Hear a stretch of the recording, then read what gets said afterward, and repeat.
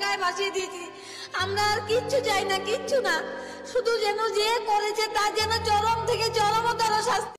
আসলে কি বলতো, এইগুলো শোনার পরেও রেপিস্টদেরকে বাঁচানো হচ্ছে। আসলে প্রশ্নটা না নারীদের ওপরই তোলা হয়, যে রাত্রিবেলা নারীরা বেরোচ্ছে কেন, একটা বাড়ির মহিলা রাত্রিবেলা যাবে কেন, দোস্তারি ছোটো ছোটো ড্রেস পরবে কেন, এইখানে মেলামেশা করবে কেন, ওখানে মেলামেশা করবে কেন, কেন ছেলেদের জন্য ফ্রিডম আর মেয়েদের জন্য ফ্রিডম না? এই কটা শুয়োরের বাচ্চার জন্য মেয়েদের কাজ এরম করে থাকতে হয়। রাত্রি হয়ে গেলে বাড়ির বাইরে থাকলে কোথাও দাঁতের কামড় বসানো, কামড়ে মাংস তুলে নেওয়া, আর কোথাও হচ্ছে সরাসরি প্রেসার দিয়ে শ্বাসরোধ করে খুন করা। কি হলে দু চোখ থেকে রক্তক্ষরণ হতে পারে, মুখ দিয়ে রক্তক্ষরণ হয়, যৌনাঙ্গ দিয়ে রক্তক্ষরণ। তোরা মানুষ না জানোয়ার? যেই রাজ্যের দায়িত্ব একটা মহিলার হাতে থাকা সত্ত্বেও মহিলারা সেফ নয়।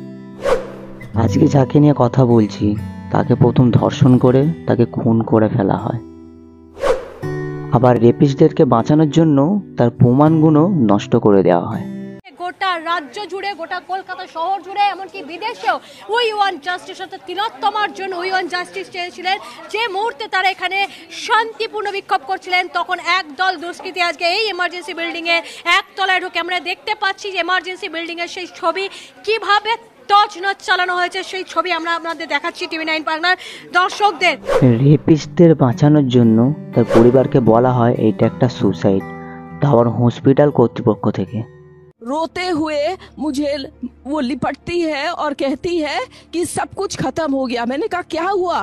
नहीं, मेरी लड़की ने सुसाइड कर दिया है, ये खबर आई है हॉस्पिटल से। আর যেই বেচারাটার সাথে হয়েছে এরকম, সে টানা 36 ঘন্টা ডিউটি করে তার রুমে সে রেস্ট করতে এসেছিল, আর সে জানে না কিছু শুয়োরের বাচ্চা ওর জন্য বসেছিল। কোনোদিন হিংস্র পশু দেখেছো? দেখো। এমনকি হাতের আঙুলের নখ উপড়ে নেওয়া হয়, মাথা থেকে পা পর্যন্ত। আমরা সূত্র মোতাবেক জানতে পারি প্রায় 100-এরও উপর নাকি শুধুমাত্র ডিপ কামড় যাকে বলে, সেই দাঁতের কামড়ের চিহ্ন রয়েছে। যেন যেনতেন প্রকরণে তাকে খুবলে খাওয়া বলি আমরা, সেই খুবলে খাওয়া। তোরা মানুষ না রাক্ষস রে শুয়োরের বাচ্চারা? তোদেরকে রাস্তায় ফেলে তো কুকুরে খাওয়ানো উচিত। যৌনাঙ্গ দিয়ে রক্তক্ষরণ হয়, যৌনাঙ্গে আটকে দেওয়া হয় মাথার চুলের ক্লিপ। তোরা না পুরুষ নয়, তোরা হচ্ছে কাপুরুষ, হিংস্র জানোয়ার একটা। পুরুষ তাকেই বলে যে মেয়েদের সম্মান করে, মেয়েদেরকে প্রোটেস্ট করে, মেয়েদেরকে ধর্ষণ করে খুন করে ফেলা নয়। তোর বাড়ি তো মা আছে, বোন আছে, পারবি তাদের চোখের দিকে তাকাতে? আমার সোনার সব গঙ্গায় ভাসিয়ে দিয়েছি।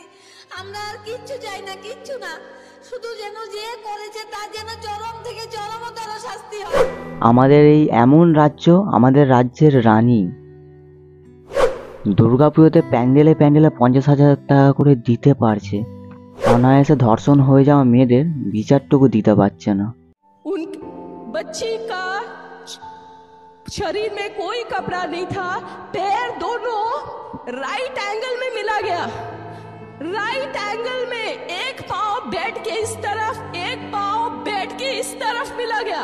जब तक पेल्विक गर्डल नहीं टूटता है, इस तरह दो पांव को नहीं चीरा जा सकता है।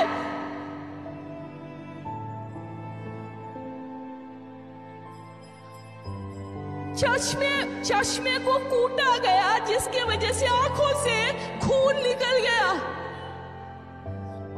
गले में हाथ, गला दबाकर मारा गया।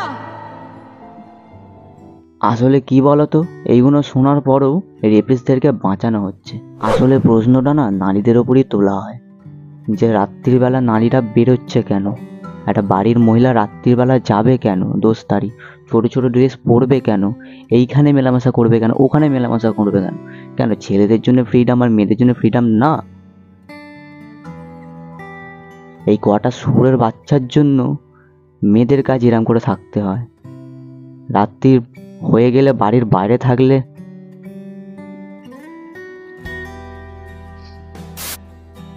তোমরা এই জিনিসটা নিয়ে ছেড়ো না কেউ।